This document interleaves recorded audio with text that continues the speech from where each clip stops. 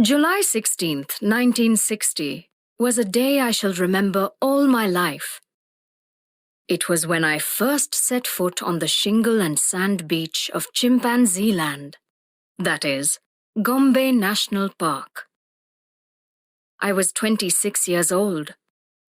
Mum and I were greeted by the 2 African Game Scouts who were responsible for protecting the 30 square miles of the park. They helped us find a place where we could put up our old ex-army tent. We chose a lovely spot under some trees near the small, fast-flowing Kakombe stream. Every morning I got up when I heard the alarm clock at 5:30 a.m. I ate a couple of slices of bread and had a cup of coffee from the flask.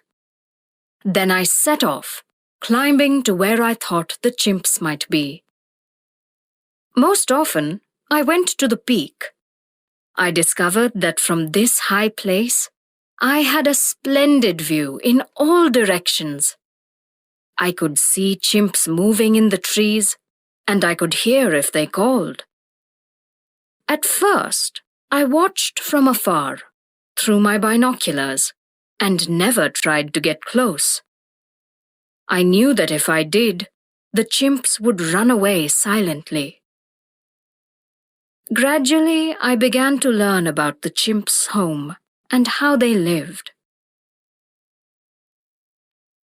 I discovered that, most of the time, the chimps wandered about in small groups of 6 or less, not in a big troop like the baboons.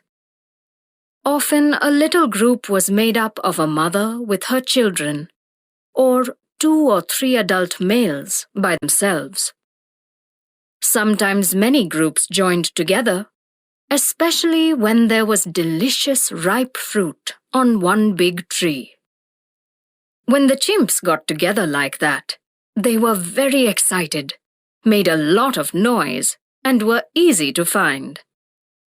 Eventually, I realized that the chimps I watched from the peak were all part of one group, a community.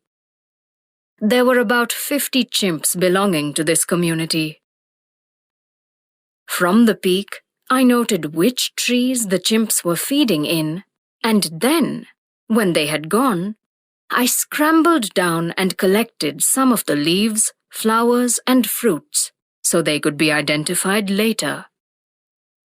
I found that the chimps eat mostly fruits, but also a good many kinds of leaves, blossoms, seeds, and stems. Later, I would discover that they also eat a variety of insects and sometimes hunt and kill prey animals to feed on meat. During those months of gradual discovery, the chimps very slowly began to realize that I was not so frightening after all. Even so, it was almost a year before I could approach them within 100 yards, and that is not really very close. As time went by, I began to learn more about the other creatures that shared the forests with the chimpanzees.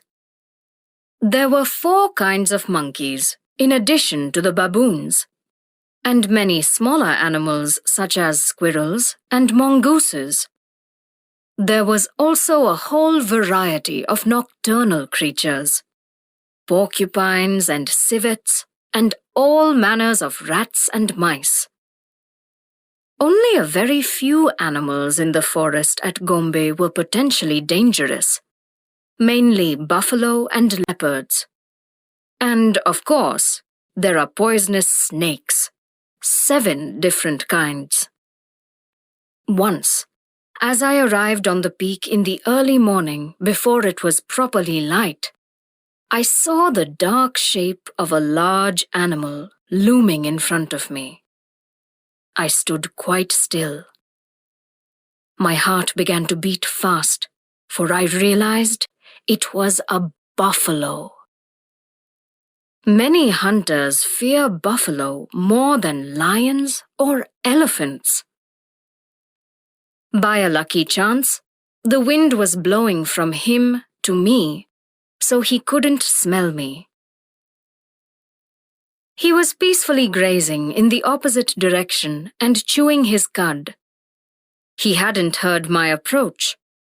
I always try to move as quietly as I can in the bush. So, though I was only 10 yards from him, he had no idea I was there.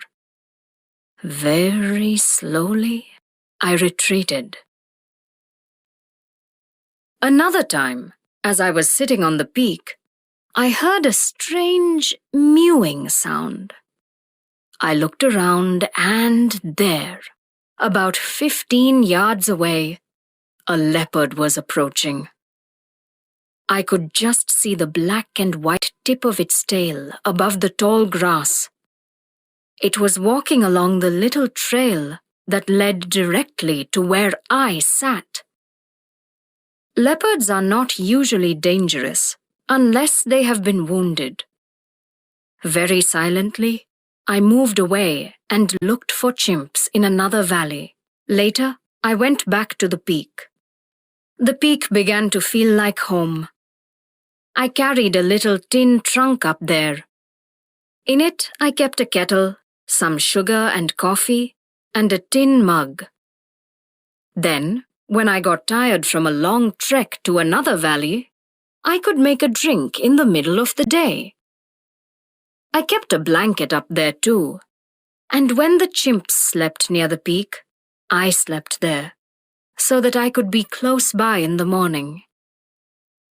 I loved to be up there at night, especially when there was a moon. If I heard the coughing grunt of a leopard, I just prayed and pulled the blanket over my head.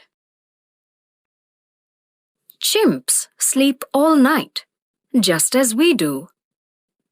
From the peak, I often watched how they made their nests, or beds. First, the chimp bent a branch down over some solid foundation. When there was such as a fork or two parallel branches. Holding it in place with his feet, he then bent another over it. Then he folded the end of the first branch back over the second, and so on. He often ended up picking lots of small, soft, leafy twigs to make a pillow. Chimps like their comfort. I've learned over the years that infants sleep in their nest with their mothers until they are about 5 years old, or until the next baby is born, and the older child has to make its own bed. I never returned to camp before sunset. But even when I slept on the peak, I first went down to have supper with Mum and tell her what I had seen that day. And she would tell me what she had been doing. Mum set up a clinic. She handed out medicine to any of the locals, mostly fishermen, who were sick. Once, she cured an old man who was very ill indeed.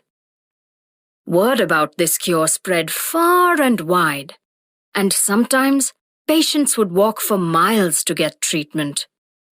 Her clinic was very good for me. It meant that the local people realized we wanted to help. Mum had to go back to England after 4 months to manage things at home. Of course, I missed her after she'd gone, but I didn't have time to be lonely. There was so much to do.